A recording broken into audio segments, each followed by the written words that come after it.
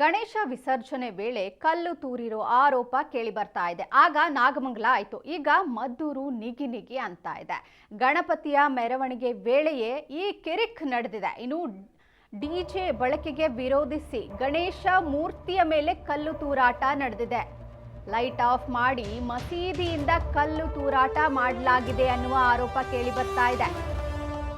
ಗಣೇಶ ವಿಸರ್ಜನೆಯ ವೇಳೆಯಲ್ಲಿ ಕಲ್ಲು ತೂರಿರುವ ಆರೋಪ ಕೇಳಿ ಬರ್ತಾ ಇದೆ.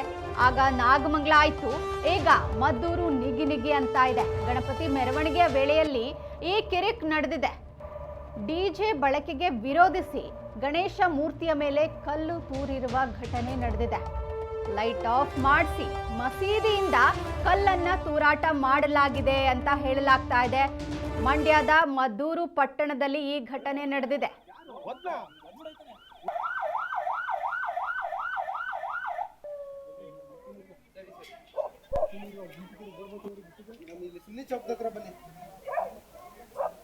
ಹೌದೌದು ಅದೇ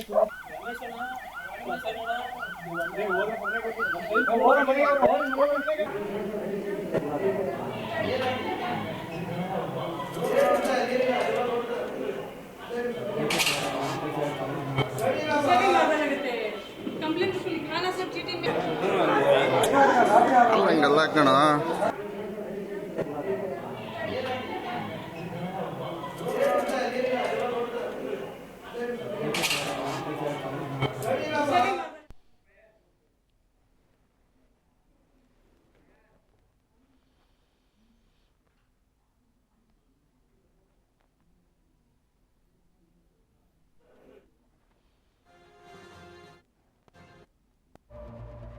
ಚನ್ನೇಗೌಡ ಬಡಾವಣೆಯಲ್ಲಿ ಪ್ರತಿಷ್ಠಾಪನೆ ಮಾಡಿದಂತ ಗಣೇಶನ ಮೂರ್ತಿ ರಾಮ್ ರಹೀಂ ನಗರದಲ್ಲಿ ಮೆರವಣಿಗೆಯ ವೇಳೆ ಈ ಕಲ್ಲು ತೂರಾಟ ಸಂಭವಿಸಿದೆ.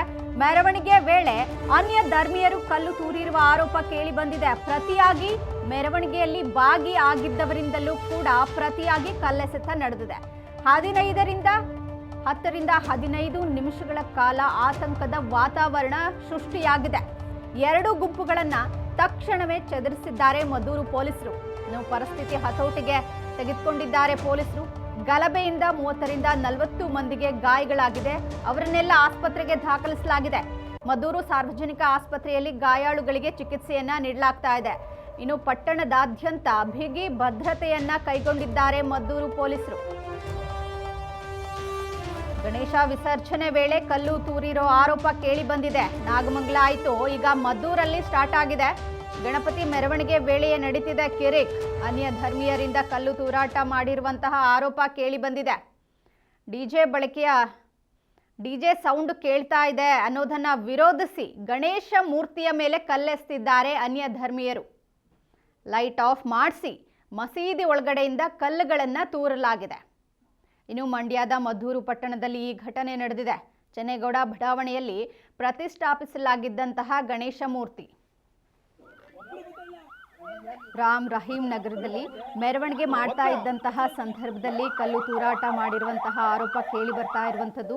ಇನ್ನು ಮೆರವಣಿಗೆ ವೇಳೆ ಅನ್ಯ ಧರ್ಮೀಯರು ಕಲ್ಲು ತೂರಿದ್ದಾರೆ ಅಂತ ಹೇಳಲಾಗ್ತಾ ಇದೆ. ಅದಕ್ಕೆ ಪ್ರತಿಯಾಗಿ ಮೆರವಣಿಗೆಯಲ್ಲಿ ಭಾಗಿಯಾಗಿದ್ದವರಿಂದಲೂ ಕೂಡ ಕಲ್ಲೆಸೆತ ನಡೆದಿದೆ. 10ರಿಂದ 15 ನಿಮಿಷ ಈ ಒಂದು ಆತಂಕದ ಪರಿಸ್ಥಿತಿ ಉಂಟಾಗಿದೆ. ಇನ್ನು ಎರಡು ಗುಂಪುಗಳನ್ನ ತಕ್ಷಣವೇ ಚದುರಿಸಿದ್ದಾರೆ ಮದ್ದೂರು ಪೊಲೀಸರು. ಪರಿಸ್ಥಿತಿಯನ್ನ ಹತೋಟಿಗೆ ತೆಗೆದುಕೊಂಡು ತೆಗೆದುಕೊಂಡಿದ್ದಾರೆ ಪೊಲೀಸರು. ಗಲಭೆಯಿಂದ 30ರಿಂದ 40 ಮಂದಿಗೆ ಗಾಯಗಳಾಗಿದೆ.